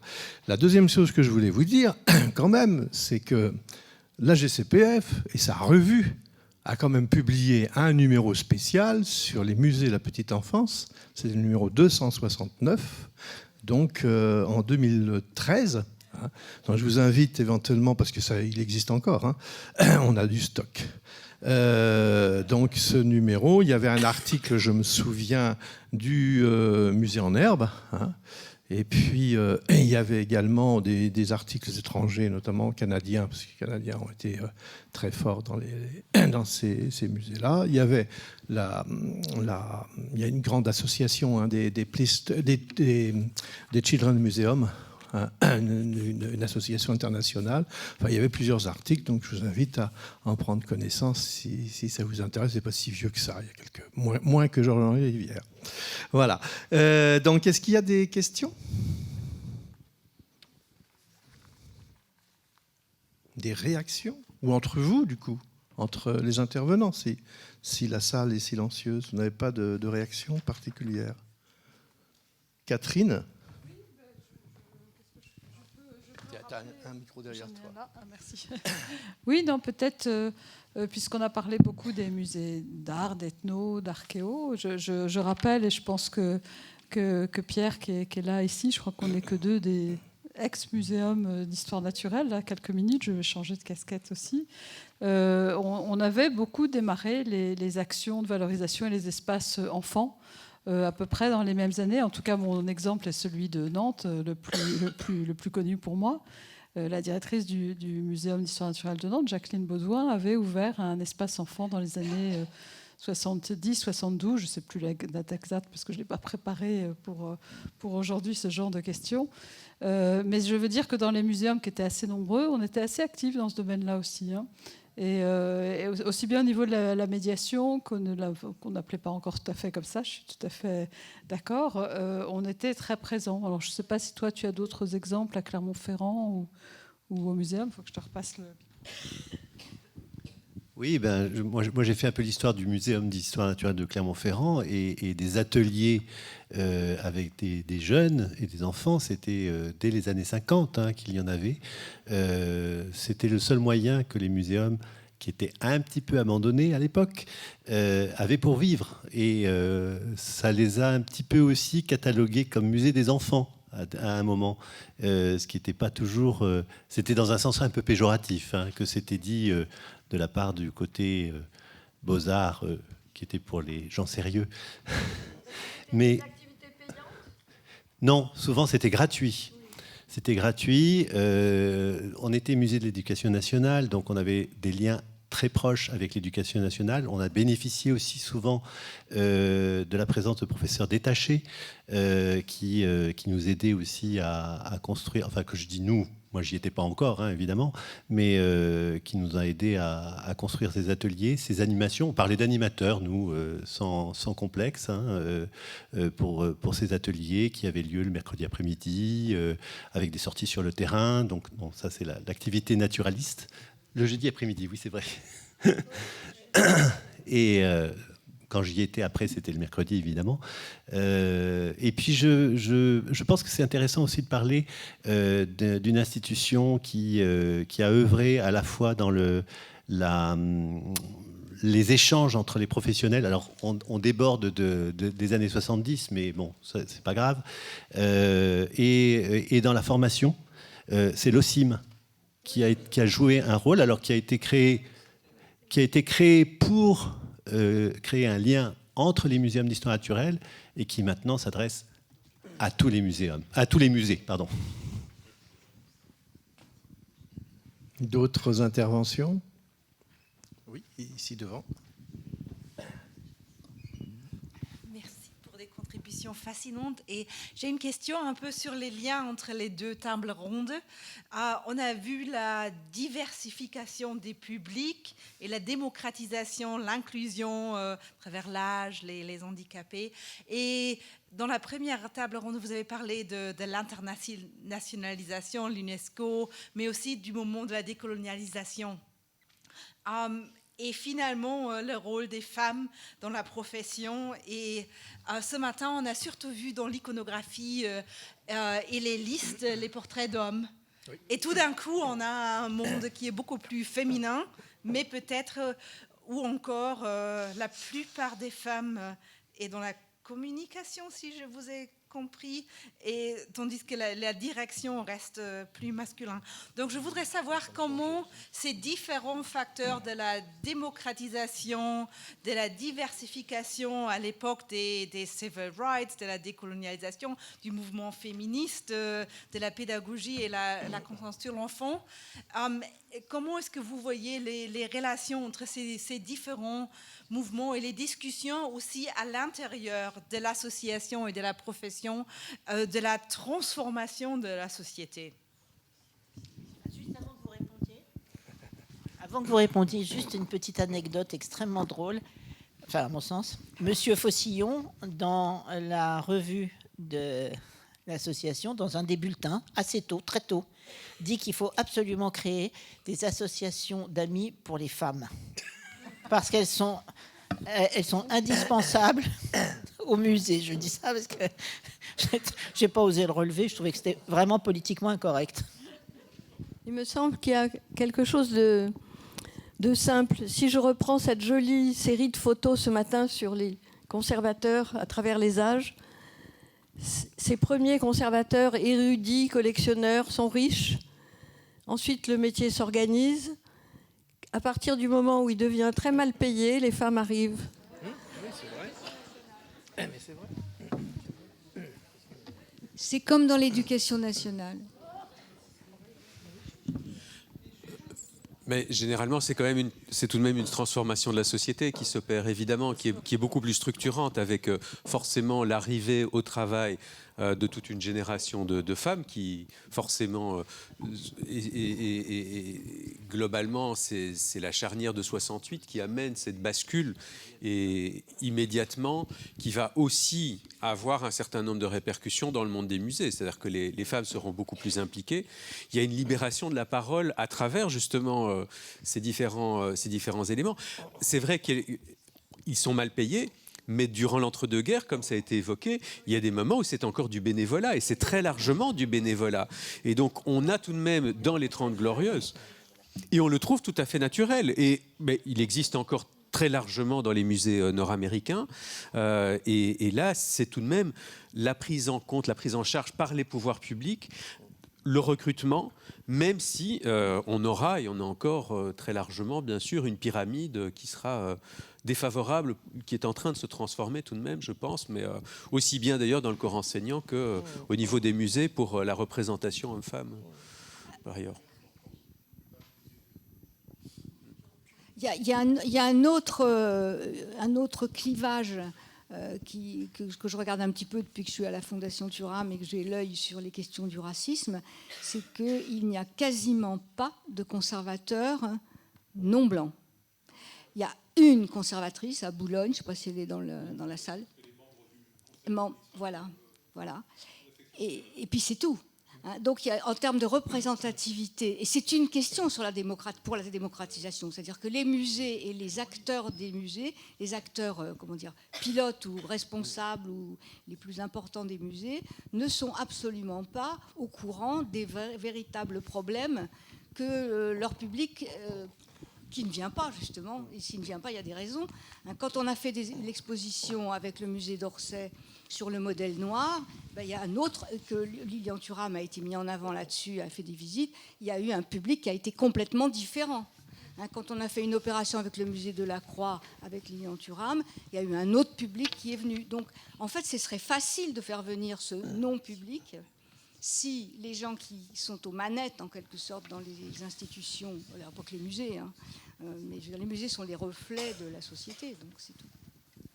Dans une réunion de l'association des conservateurs à Marseille, le nouveau ministre de l'Éducation, qui était encore conservateur, a demandé dans la salle s'il y a un conservateur noir qui levait la main. Il y en a eu un.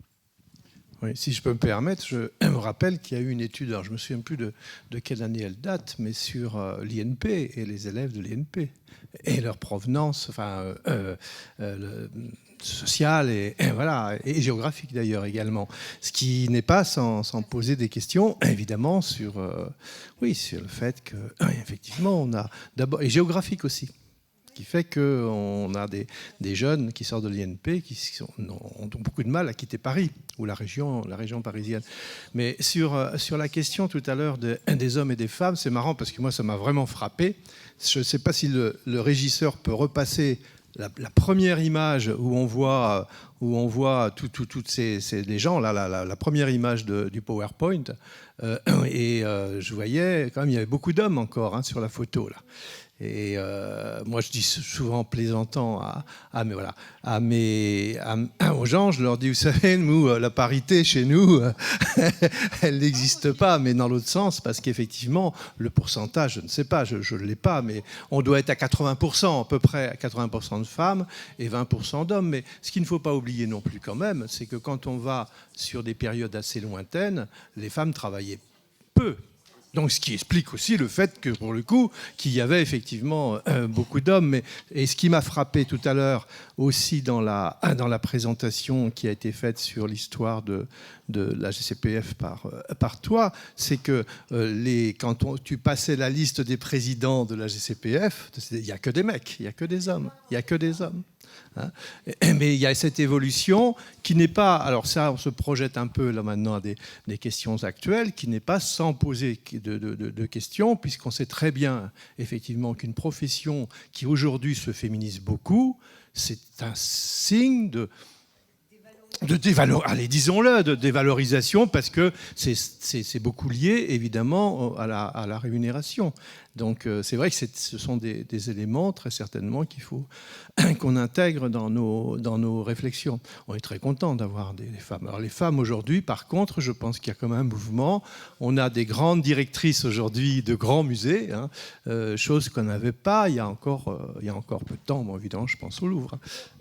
On a aussi des conservatrices qui quittent les musées pour entrer dans des fondations privées. C'est ce que je vais dire. Il y en a beaucoup en ce moment.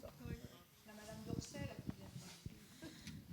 Est-ce qu'il y a d'autres interventions? Non, je voulais vous répondre d'une certaine façon. Pardon. Ah, pardon. J'ai cru que tu me passes. Non, parce que après, ça sera très court. Je souriais tout à l'heure à votre question parce que il n'est pas là, il n'est pas revenu, Philippe. Mais je connais un de ses secrets de fabrique de son si beau livre. J'adore y aller, moi-même ayant la chance d'avoir un bureau à l'école du Louvre grâce à lui, puisque j'y travaille un peu. On a tous les fichiers des élèves à l'école du Louvre dans un bureau. Et c'est un délice parce qu'on a toutes les cartes de tous les inscrits. Et ce qui est très drôle, c'est que plusieurs des noms célèbres qu'il nous a cités, un jour l'idée m'est venue, ont été dans cette section supérieure pendant qu'était auditrice libre Jackie Kennedy. En l'occurrence, Michel Laclotte, par exemple, ils étaient ensemble sur les bancs de l'école, ils n'avaient pas le même statut. Ce qui nous renvoie aussi à cette dimension du goût que peuvent avoir parfois eu les femmes pour une appétence vers les sujets artistiques, parce qu'on parlait des genres au sujet des jouets tout à l'heure, Daniel. Tu disais ça, c'est très juste. Et finalement, les parents eux-mêmes participent de « mon fils, tu feras de la science et toi, tu pourras aller en histoire de l'art ». Donc je pense que c'est beaucoup plus compliqué que ça. Et je voudrais bien, mais tu sais que je suis un peu militante, j'y travaille pas, mais je travaille pour ceux qui préparent ce concours. Je crois que le système de concours de l'Institut national du patrimoine et les jurys ces dernières années sont au contraire particulièrement soucieux de veiller à ce que les candidats ne soient pas tous sortis d'un même moule où on serait archiviste paléographe parisien et n'ayant jamais connu la région. Et donc je veux bien qu'on équilibre ça pour ne pas leur faire de mauvais procès. Et c'est plutôt au niveau du secondaire, à mon niveau, au niveau des enseignants, au niveau du lycée, que parfois on ne donne pas suffisamment confiance aux jeunes gens sur le fait que pour eux aussi c'est possible. C'est tout l'engagement de la Fondation Culture et Diversité. Et je voudrais un peu pondérer ça parce que vraiment, les jurys, les présidents de jurys successifs ces dernières années, ils sont très attentifs. Au point même d'être caricatural, parce que parfois les élèves préparent la posture « Oh, mais j'aime aussi beaucoup le musée de Romorantin », parce qu'ils se préparent aux questions. Mais les jurys les scrutent là-dessus parce qu'ils savent très bien que cette posture du Parisien, eh bien, c'est plus comme ça qu'il faut travailler. Voilà, c'était pour un peu pondérer ta sévérité, cher Christophe. Il y a des statistiques, hein, c'est tout. Oui, mais après, les statistiques sont celles d'un, à un moment donné, un concours. Je m'excuse, tu peux pas changer les résultats par rapport. C'est au mérite en France, c'est comme ça. Donc là, tu peux pas tordre les totaux des points. Hein, ça, c'est autre chose. Oui, enfin, je ne sais pas, pour répondre il y a plusieurs questions dans ta question, Astrid, mais simplement pour commenter sur le thème du genre et du musée en France, je crois qu'il y a de toute façon un chiffre qui explique tout, c'est que le droit de vote en France a été donné aux femmes après la guerre, en 1946, si je ne me trompe pas. Alors, pardon ? 44, merci. En 44, les femmes en Pologne l'ont eu 40 ans avant, en Angleterre, etc., etc. Donc ça explique, ça dit beaucoup de la société française. Donc il y a beaucoup d'explications à trouver dans le contexte français en lui-même. Ça, c'est clair. Je crois qu'il y a, alors pour décaler un petit peu la réflexion, je crois qu'il y a aussi à réfléchir sur l'historiographie même du musée et des fonctionnaires de musée en France, qui est vraiment une histoire internaliste, c'est-à-dire qu'elle est un petit peu... Alors, elle cherche peu à trouver hors d'elle-même des motifs d'explication, ou en tout cas des hypothèses, des interrogations. Je vais prendre un exemple un peu concret pour être plus démonstrative. Je crois qu'on a merveilleusement entendu à travers ces présentations l'excellence du travail fait par les musées français sur la question très importante des publics et de la médiation. Or, il se trouve qu'au plan international, cette question de relation entre les musées et le public, dans les années 60 et 70, c'est le monde latino-américain qui le porte. c'est très peu les musées français. Donc il y a aussi eu une sorte de désengagement de porter à l'international des questions, des innovations extrêmement intéressantes en France. Et donc du coup, il y a eu une désarticulation avec ces grands phénomènes tels que la réflexion sur la décolonisation, etc., dont tu parlais. Et donc, 30 ans après, si j'ose dire, avec la question du genre et de la représentation de la femme dans les musées. Voilà, donc ça, c'est peut-être toute une série d'éléments jetés pour la réflexion. Oui, oui, au passage, indépendamment du droit de vote, il y a l'indépendance financière et législative, hein, qui est arrivée bien après quand même, hein, pour les femmes en l'occurrence, donc ça explique pas mal de choses. J'avais une question pour Julie Verlaine. En fait, vous aviez évoqué le fait qu'il y avait eu l'exposition Picasso avant.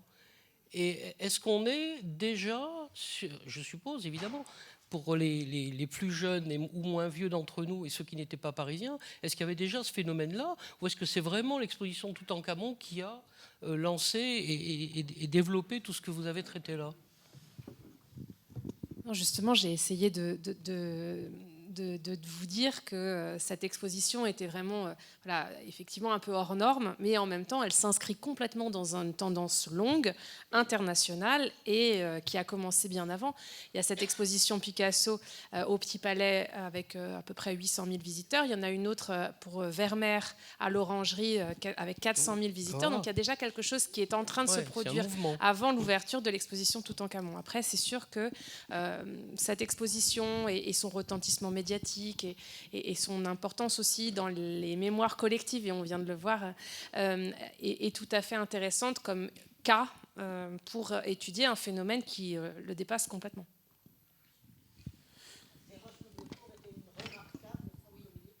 Oui. Je confirme.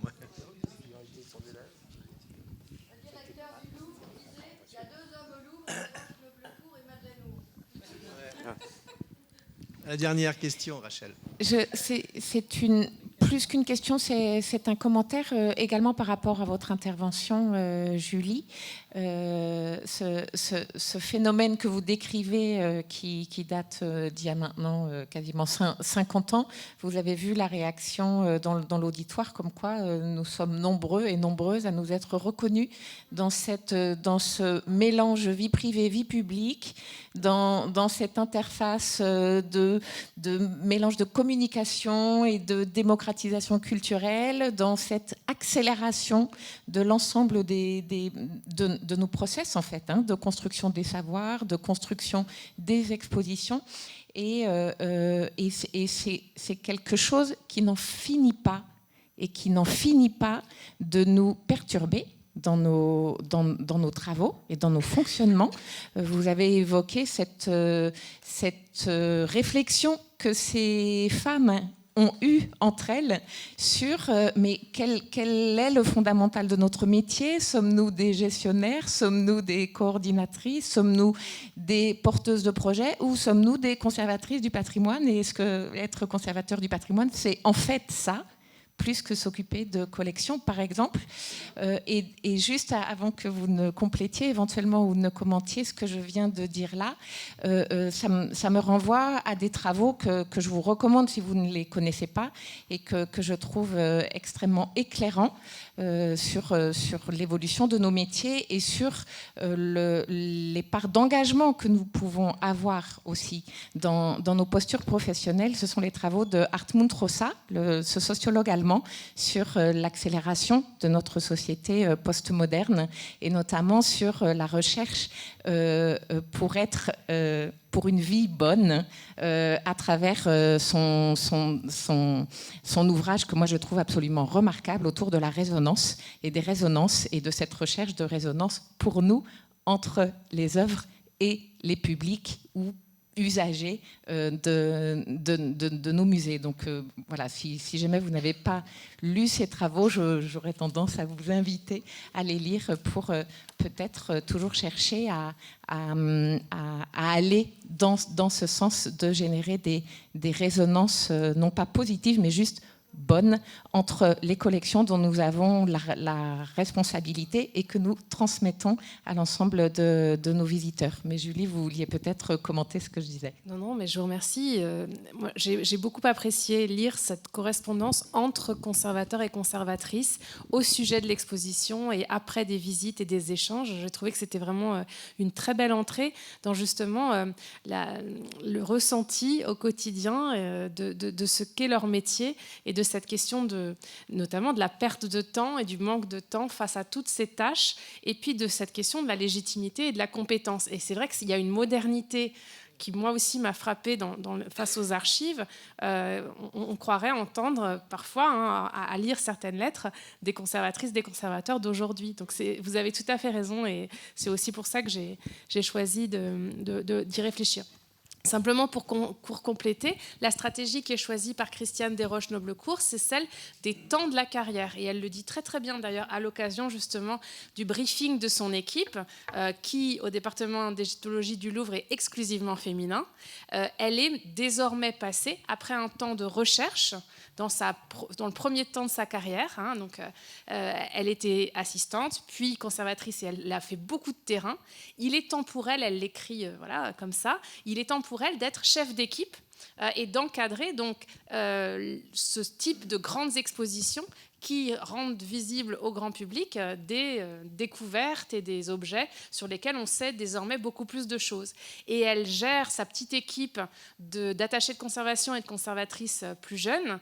Et en dessous d'elle, parce que c'est très hiérarchique, il y a aussi toute une équipe, et cette fois exclusivement masculine, de restaurateurs qui sont envoyés notamment sur le terrain pour restaurer, et de transporteurs et voilà, tous ces hommes qui assurent la logistique. Donc j'ai trouvé aussi intéressant d'entrer dans ce service, de ce département d'égyptologie du Louvre dans les années 60, et de me rendre compte que celle qui dirige, c'est la grande chef.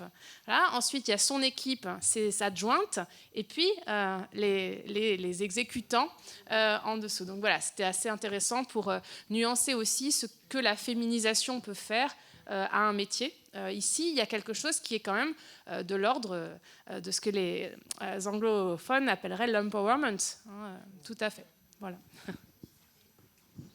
Non, je voulais juste te dire, c'est très court, effectivement, c'est qu'on se trouve là face quand même à une personnalité exceptionnelle, Desroches-Noblecourt, et tout de même à un événement qui est assez exceptionnel, parce que c'est vrai que si Julie a évoqué une tendance longue, me vient en tête les réflexions du directeur du British Museum, qui a aussi après accueilli l'exposition Toutankhamon, dans ses mémoires, où il montre une photo assez identique à celle-là, où on voit une longue file, et il écrit, donc c'est dans les années 80, un événement à ne plus jamais réitérer. Et c'est assez fascinant d'imaginer qu'effectivement, après, évidemment, on retrouvera à partir des années 80 la vague des blockbusters dans un courant qui est très largement lié à l'économie de marché.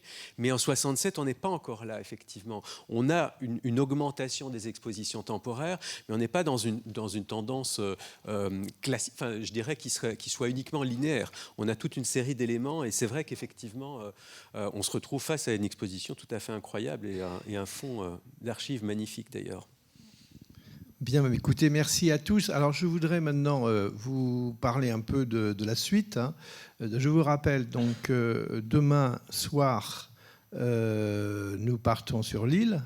Donc, ce qui veut dire que demain matin, il faut que vous veniez avec vos bagages. Vous avez vu, il y a de quoi mettre, il y a une petite bagagerie là, donc sur place, puisque vous ne repartirez pas par votre hôtel.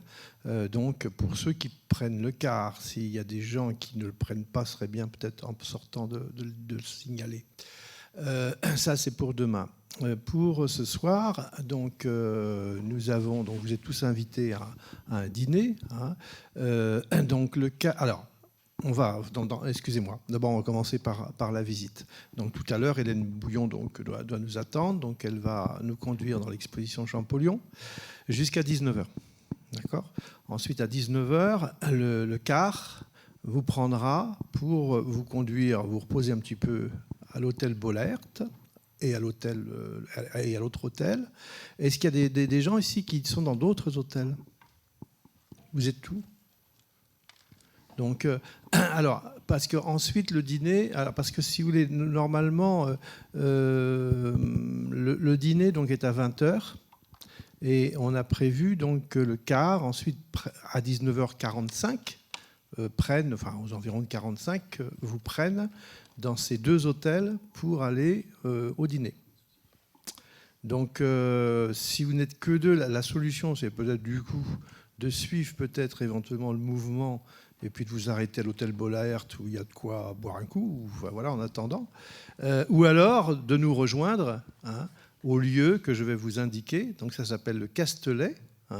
Le Castelet avec un K, Castelet, K-A-S-T-E-L-E-T, qui se trouve 10 rue Henri d'Arras, D-A-2-R-A-S, Henri d'Arras. Voilà, donc c'est dans un lieu un peu drôle. C'est un ancien théâtre qui a servi de cabaret à une époque. Et donc on se retrouvera là à 20h. On a prévu 20h, 22h. Le car ramènera ensuite à l'hôtel, 22h, de façon à ce que vous puissiez ensuite vous reposer pour reprendre la journée qui commence à 9h demain matin, avec le même système, ramassage, la prise en compte, en charge des conservateurs et conservatrices et des personnels de musée à 8h30, donc pour un début ici, à 9h. Voilà, donc pour les informations un peu techniques donc, que je voulais vous transmettre ce soir. Merci.